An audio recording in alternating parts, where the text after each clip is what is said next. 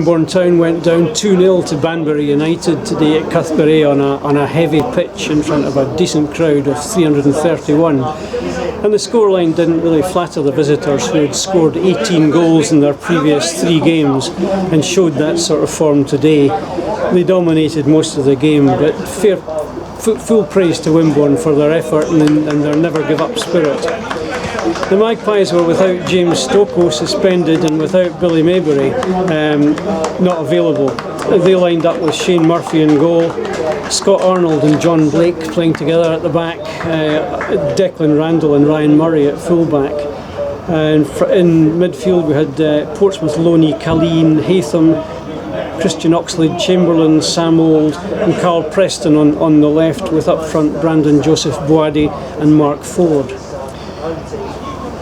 And it was the visitors who made the early running. 3 minutes, a free kick on the left was gathered by Shane Murphy, and then another 3 minutes, a long cross from the left hand side was headed just over Shane's bar.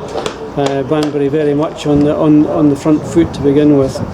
After 20 minutes, Jack Harding in the Banbury goal hadn't seen anything of the ball at all. And that was the way pretty much for the rest of the half. A header at the back post went just wide on 22 minutes from Banbury, and then on 32 minutes, well before that on 28 minutes, a free kick on the right for Wimborne Town taken by Carl Preston, gathered easily by the Banbury keeper Harding. He set Banbury free on the right, and he made progress and hit a fierce shot across Shane Murphy, hit the inside of the far post and bounced back into a grateful Shane Murphy's arms. But the goal was only delayed. 32 minutes, the pressure finally told, and it was Darius Brown who fastened on to a header down in the box and poked it past Shane Murphy from close in. Wimborne got their first corner on 36 minutes. It was taken easily from the keeper, and around this time I thought Sam Old in midfield was showing up well. Shane Murphy kept the score at 0-1 on 42 minutes with a really good block and went on rushing Banbury forward, and that was the score at the break. And Wimborne will have been pleased to get back into the dressing room with only 1 goal down after a half that was pretty much dominated by the Puritans. Second half, Wimborne kicking towards the hospital, which they much prefer. And for 52 minutes, Mark Ford got the ball on the left, and he fired in a shot that was well taken by Harding. 53 minutes, a minute later, a corner to Wimborne on the left, and then another one on the right as they exerted a bit of pressure.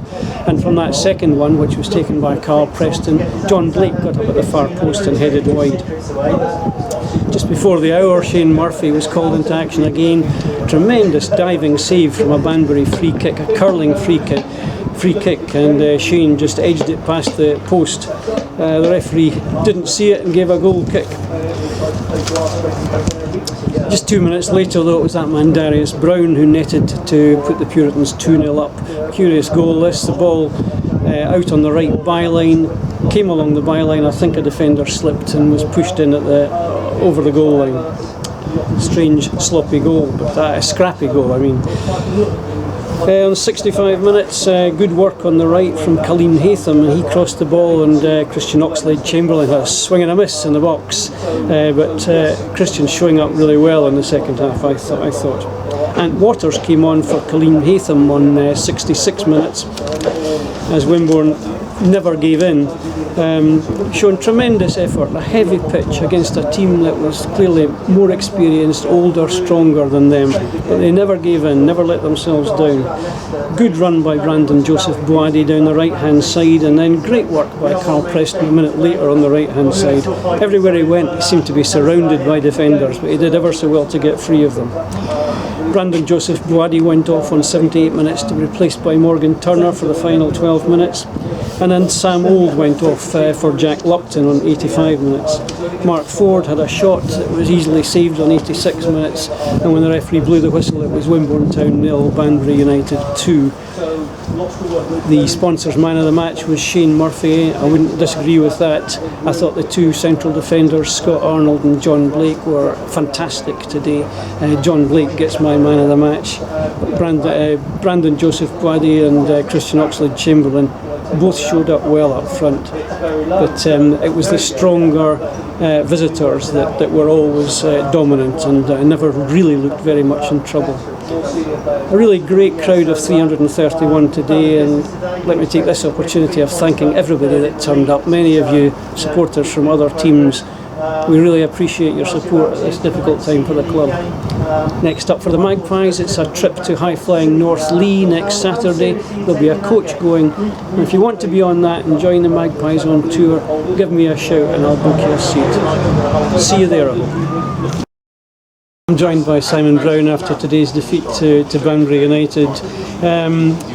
We never honestly really looked like getting very much from that game, did we, Simon? No, I said to the players afterwards, I said, you know, you've got to look at what today was, and that was it. We were beaten by a better side. Yes. I said, but having said that, as good as Banbury were, and they did things in the right place, in the right area, at the right times, is that we didn't.